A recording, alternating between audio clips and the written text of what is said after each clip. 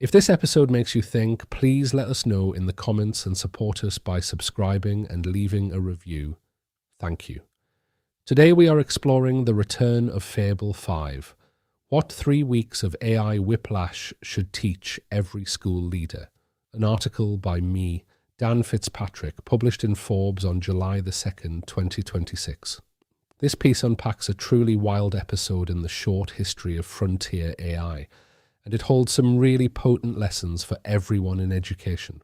The most capable AI model ever made available to the public was launched on June 9th, then effectively switched off 3 days later by the US government, only to make its comeback on July 1st. That's a 22-day saga that, frankly, you couldn't make up, and it's a profound teaching moment for anyone navigating AI in our schools. So let's break down what actually happened here, because it sets the stage for everything else. This story revolves around a model called Claude Fable 5 from Anthropic. The company launched it on June 9th, positioning it as their first Mythos-class model for the general public. According to Anthropic's launch announcement, Fable 5 was state-of-the-art across pretty much every benchmark you could think of. It was showing exceptional performance in areas like software engineering, knowledge work, even scientific research. What Anthropic highlighted was that the longer and more complex the task, the more Fable 5 pulled ahead of its predecessors. Now, there's some important backstory here. Back in April, Anthropic had actually unveiled a model called Mythos. This thing was so ridiculously good at finding security flaws in software that the company initially refused to release it publicly. Instead, they restricted it to a small, hand-picked group of cyber defenders through an initiative they called Project Glasswing. Fable 5, the model we're talking about, is essentially that same underlying Mythos model, but Anthropic wrapped it up in the strongest safeguards they had ever built. Its close sibling, Mythos 5, keeps some of those safeguards lifted in specific areas and remains exclusively available to approved organizations working directly with the US government. These safeguards on Fable 5 were quite unusual by design.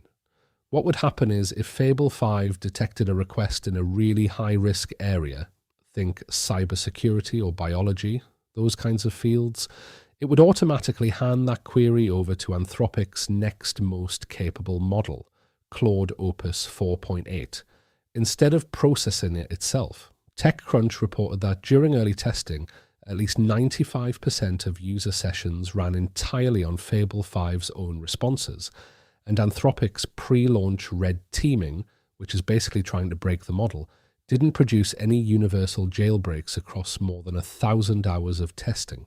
The early performance stories coming out of this model were just staggering. Anthropic itself reported that a company called Stripe used Fable 5 to complete a codebase-wide migration across a massive 50 million line Ruby codebase in a single day. That's work that was estimated to take a full engineering team more than 2 months. Another analytics firm, Hex, said Fable 5 was the very first model to score 90% on its core benchmark of complex, long-running analytical tasks, according to TechCrunch. You can imagine the excitement, but all this power didn't come cheap, as you might expect. The pricing landed at $10 per million input tokens and $50 per million output tokens, which was double the price of Claude Opus 4.8, though still less than half the cost of the earlier, super-restricted Mythos preview. Then, just 3 days after this incredible launch, the government pulled the plug. On June 12th, less than a week after Fable 5 went public, the US government applied emergency export controls to both Fable 5 and Mythos 5.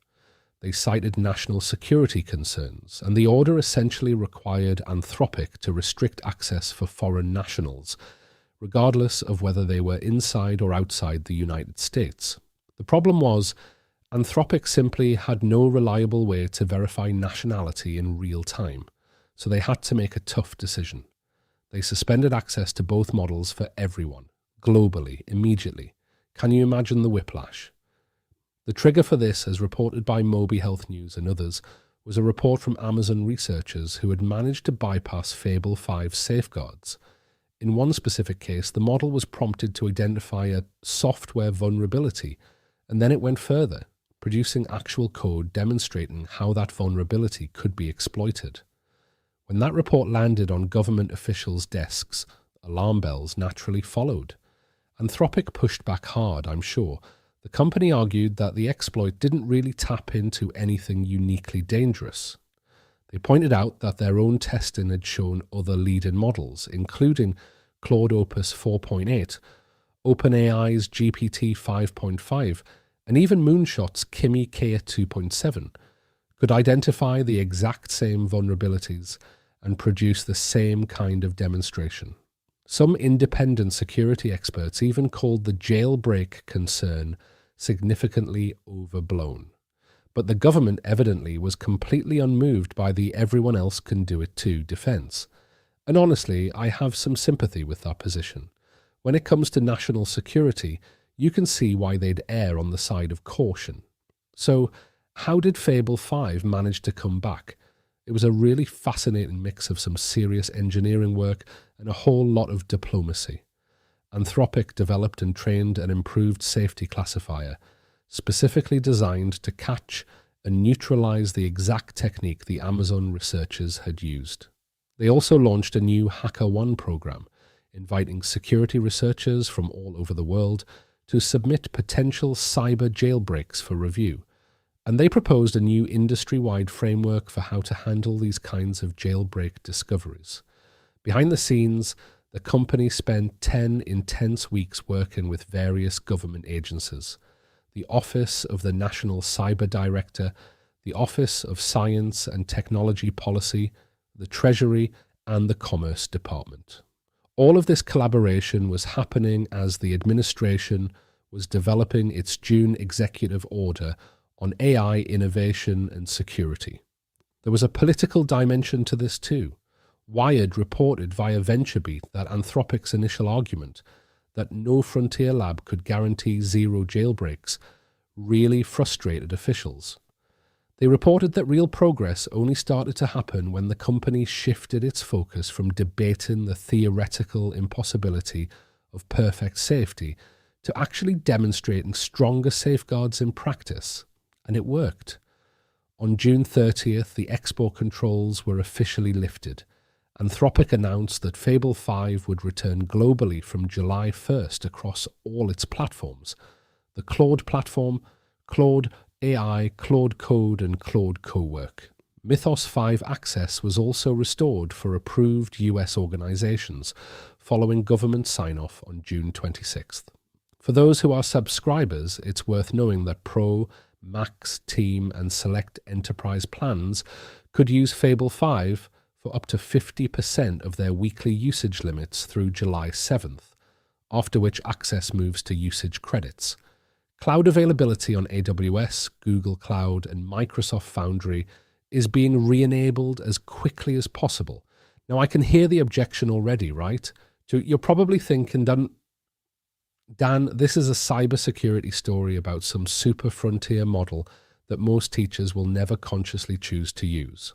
Why on earth should a head teacher in Carlisle or a superintendent in Connecticut care about any of this? Well, I think there are three absolutely critical reasons why this matters to every single one of you in education. First, the dependence lesson. Think about this. For 19 days, individuals and entire organizations who had built their workflows around what was, at that point, the most capable AI model on the market simply couldn't use it. One developer posted on the MacRumors forums described spending 5 hours with the restored Fable 5, fixing 3 weeks of accumulated errors from having to use a lesser model. This is huge.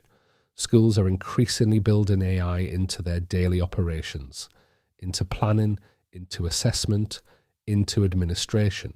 If your entire provision, or even just a critical part of it, depends on one model from one company in one regulatory jurisdiction, then you don't have an AI in education strategy. What you actually have is a single point of failure. This Fable 5 saga is a stark reminder that when you're thinking about AI policy for schools, you simply must build contingency into your AI plans just as you would for any other critical system in your school. Think about a Year 8 history teacher who might rely on a specific AI to quickly generate diverse historical scenarios for a classroom debate. What happens if that tool vanishes overnight? We have to proactively consider these disruptions. We're talking about outsourcing your doing, not your thinking, but we can't outsource our operational resilience. Second, the governance lesson. The Fable 5 episode is the clearest signal yet that governments, and particularly the US government, will intervene in AI deployment at speed, without warning, and with blunt instruments. Forbes reported that these restrictions were only lifted after Anthropic satisfied the administration's specific operational concerns. What this means for school leaders writing Faris, AI policy for schools is that you should absolutely assume the regulatory ground will keep moving. You need to write policies that are anchored in principles and processes, not in specific products or specific versions of tools.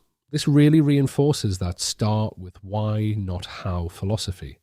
A department head planning CPD on AI tools, for example, needs to emphasize critical evaluation and adaptability above all else, rather than just teaching staff how to use a specific feature of Tool X, because Tool X might not be around next year, or its capabilities might be severely curtailed by government AI regulation. If you find these insights valuable and want to stay ahead in understanding AI's impact on education, make sure to follow and subscribe to the podcast wherever you listen. Third, the safeguards lesson, and this one I think is a genuinely hopeful one. Fable 5's return demonstrates something I've argued for years. Safety and capability are not actually opposites. Anthropic deliberately tuned its classifiers to be cautious, openly acknowledging in their announcements that benign requests would sometimes be blocked and that false positives would, yes, frustrate users. That honesty, that transparency is the real point here. A company that's willing to say, our guardrails are imperfect, here's how we're improving them, is modeling exactly the kind of posture schools should take with their own AI use. Transparent, cautious, and iterating in the open. This kind of approach is essential for building AI model reliability and fostering trust. Think about a school piloting a new AI tool for differentiation in a Year 5 literacy class. Instead of expecting perfection from day one, they could communicate openly with parents and students that they are testing it, learning its limitations, and actively looking for any potential bias or missteps, much like Anthropic did with their HackerOne program. It's about developing that reflective awareness and understanding AI limitations. So the bottom line is this. The most capable AI model ever released to the public went from launch to lockdown to comeback in just 22 days. This isn't just some footnote in tech news. It's a stark preview of the decade ahead. A decade where extraordinary capability, genuine risk, and swift government intervention are going to keep colliding. For us as educators, the fundamental task hasn't changed. We need to stay curious rather than fearful. We need to build for evolution, not revolution.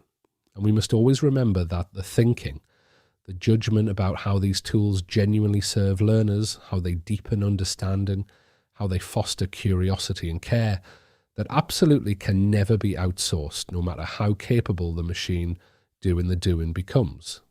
Extraordinary capability, genuine risk, and government intervention are the constants. Our task as educators is to remain curious, build for evolution, and protect the human judgment that no machine can replicate. That's all for today. Thanks for listening.